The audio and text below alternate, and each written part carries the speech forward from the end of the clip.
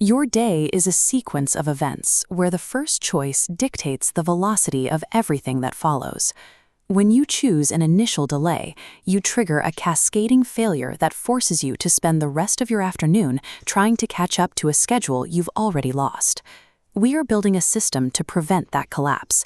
By following this specific protocol, you will reach a state where your most difficult, high-stakes task is finished before the clock strikes 11 a.m. This requires more than passive listening. Grab a pen and paper right now. You are going to map out these 5 steps so you can execute them the moment you wake up tomorrow. This sequence is designed to move you out of a reactive state. Instead of being pushed around by notifications and external demands, you will become a proactive operator who dictates exactly how your energy is spent. Step 1. Lock in a single wake-up time.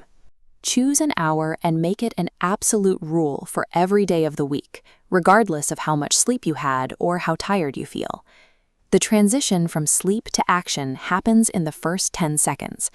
The moment the alarm sounds, you must physically move your body out of the bed before your brain has time to negotiate. Every time you hit the snooze button, you explicitly train your brain that discipline is an optional suggestion. You are teaching yourself to prioritize a few minutes of comfort over the goals you set for yourself the night before. Consistency creates biological predictability. This diagram shows how chaotic sleep cycles stabilize when you stick to a fixed waking hour. Eventually, your circadian rhythm resets, and your internal timing mechanisms make waking up a natural reflex rather than a struggle. Once you are up, begin step 2, the body activation sequence. Start with a full glass of water to immediately hydrate your system and signal to your organs that the day has begun. During this phase, your phone is off limits. If you engage with a screen now, you surrender your focus to whatever information the algorithm feeds you, pulling you right back into reactive mode.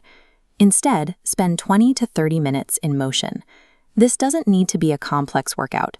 A fast walk, a short run, or basic movements like push-ups and stretching will suffice. This physical exertion forces your heart rate up and increases the flow of oxygen to your brain. It clears the mental fog of sleep inertia and prepares your mind for high-level thinking.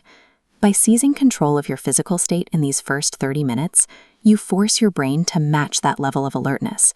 You are essentially preloading your focus for the tasks ahead.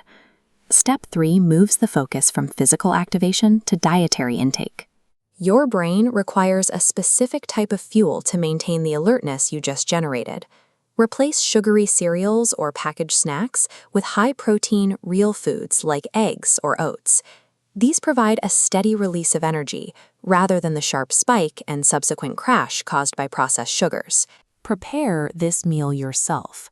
When you take the time to assemble your own food, you are practicing a small act of self-regulation that reinforces your control over your daily lifestyle.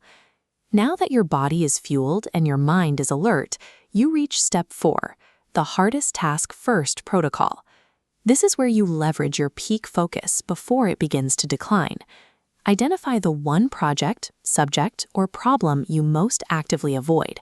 This is usually the task that requires the most cognitive effort and has the highest impact on your progress. Look at the difference in these 2 paths. Instead of scattering your energy across dozens of minor interruptions, you are going to commit to one solid 60-minute block of deep, uninterrupted work. This block is sacred. No multitasking, no notifications, and no checking messages. You focus entirely on a single objective until the time is up. This focus session must be completed before 11 a.m. This is your primary milestone for the day. By 11 a.m., your most psychologically taxing objective is already finished. Because the heaviest part of your schedule is behind you, the remaining hours of the day feel significantly lighter and entirely within your control. To maintain this momentum, we move to step 5, drafting your daily blueprint. Use the paper and pen you gathered. Writing your plan by hand forces a level of deliberation that digital apps simply cannot replicate. Apply the rule of 3.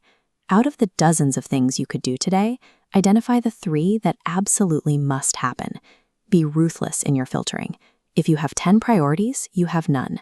By narrowing it down to 3, you provide your brain with a clear, unambiguous target for the afternoon. If you don't define your own blueprint, your time will be spent reacting to the blueprints of others. Notifications and random requests will dictate your schedule until the day is gone. This handwritten list is your defense. It is the tangible boundary that keeps your day structured around your intentions rather than external circumstances. You now have the full 5-step sequence on paper.